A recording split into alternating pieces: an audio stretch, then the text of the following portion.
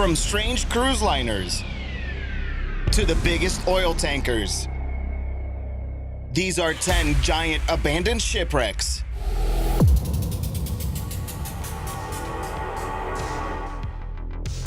Number 10. New Carissa. Owned by the Japanese company Nippon Yusen Kaisha, the New Carissa was a dry bulk freighter which primarily transported wood chips.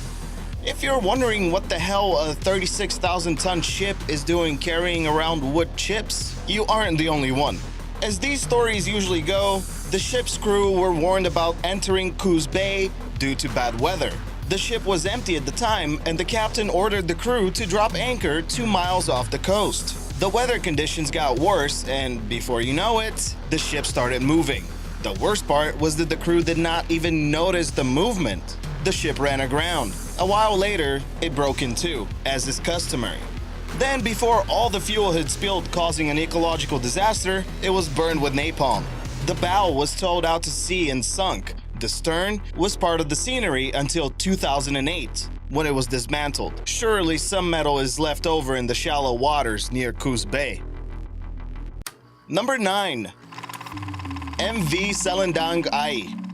In 2004, the MV Selendang Ai was halfway through a routine trip from Seattle, Washington to Xiamen, China, with a cargo of 66,000 tons of soybeans. Alright, pause for a second. Who else is amazed by the amount of cargo these ships can handle? And more importantly, where the hell do you get 66,000 tons of soybeans to begin with? Just crazy.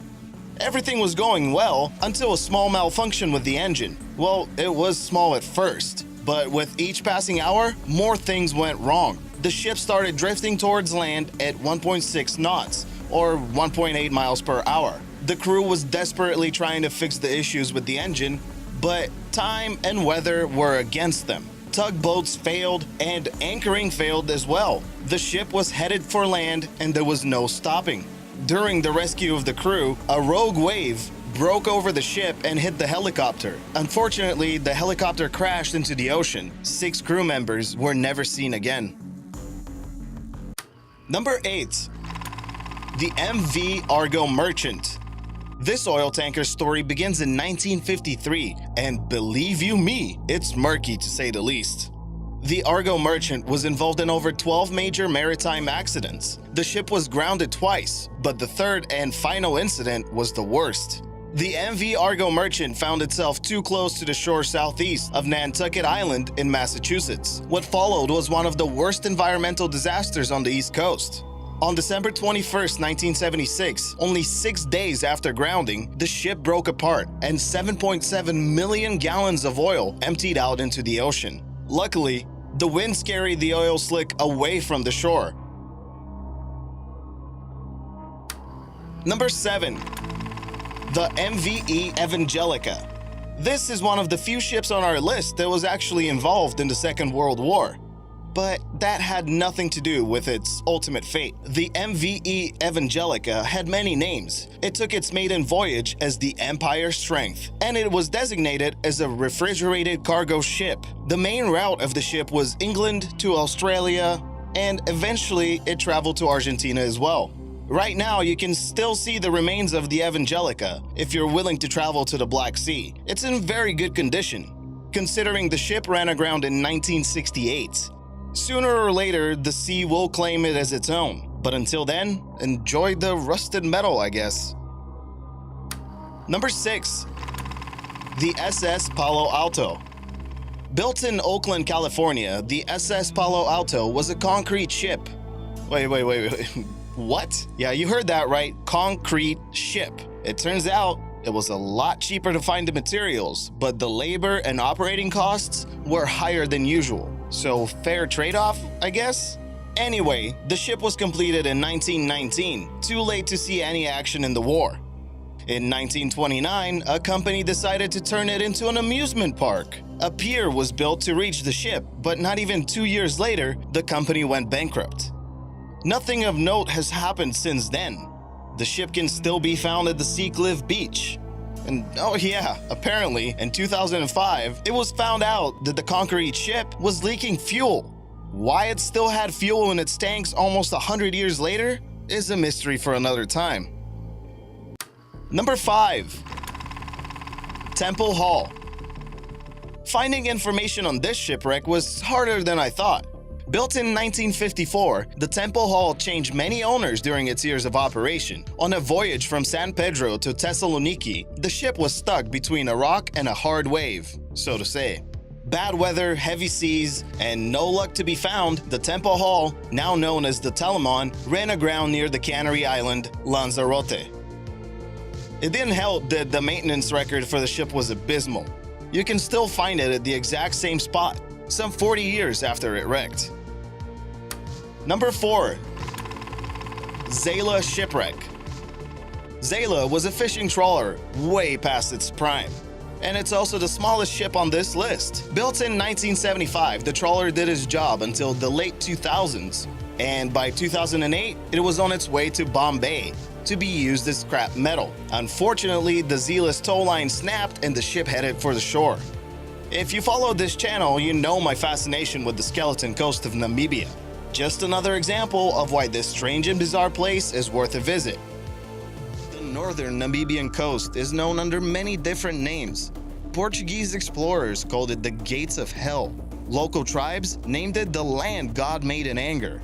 The one that stuck out the most was the Skeleton Coast, coined by the writer John Henry Marsh from a book he wrote by the same name. From derelict buildings, hundreds of shipwrecks, and thousands of whale and seal bones, the Skeleton Coast lives up to its name. And you should definitely check out the video I just linked to. Number 3. Mega One Triton. With a name like that, you might expect something a bit bigger, but life ain't fair, kid. During Hurricane Sandy, Mega One Triton was one of the unlucky vessels that was ran aground due to the weather. Since 2012, it has become a tourist destination for those that are interested in urban exploration. This counts as urban exploration, right? After all, it is right on the beach. The local government strongly advises the public to stay away from the wreck since the ship is deteriorating very fast. But I'm not sure anyone is heeding their advice. There was plans to remove the ship from the coastline by December of 2017, but has it happened yet? I don't think so. Number 2. Aglios Dimitrios. This shipwreck was also tricky to find. I have some contradicting information on the exact name of the ship. I found sources that listed it as MV Cornelia and others that called it Dimitrios. So if anyone can shed some light on the subject, that would be great. The ship was built in 1950 and its history is a bit mysterious. Stories of smuggling cigarettes and ghosts have been circling since it wrecked in 1981. The cigarette smuggling story is much more believable. Sorry, ghost hunters. It goes something like this. The Dimitrios was seized at port after contraband cigarettes were found on board. Instead of paying the fines and dealing with authorities, the ship was purposefully released from the port and left to run aground, where all the evidence was set on fire. What do you think? Plausible? Number 1. Ocean Dream. I have been waiting to write about this cruise ship for months now. I finally found enough pictures to entertain you with while I haphazardly tried to explain the story behind the ship. Built in the 70s under the name Spirit of London, this cruise ship enjoyed a long and illustrious career in the high seas, providing comfort and entertainment for many people. But all good things must come to an end, and in February 2016, the Ocean Dream met Old Lady Fate. What's crazy is that the cruise ship was sold for scrap metal in 2009, but before it was destroyed, another cruise company bought it. Turns out, those guys weren't cool at all. They left the ship near Liam Chabang in Thailand. The cruise liner was abandoned for over a year by crew and maintenance. It finally capsized in February of 2016. I would definitely suggest not booking a cruise on the Ocean Dream, even though the website is still offering it. There is evidence that a company tried to salvage the ship, but I don't think that's happening anytime soon.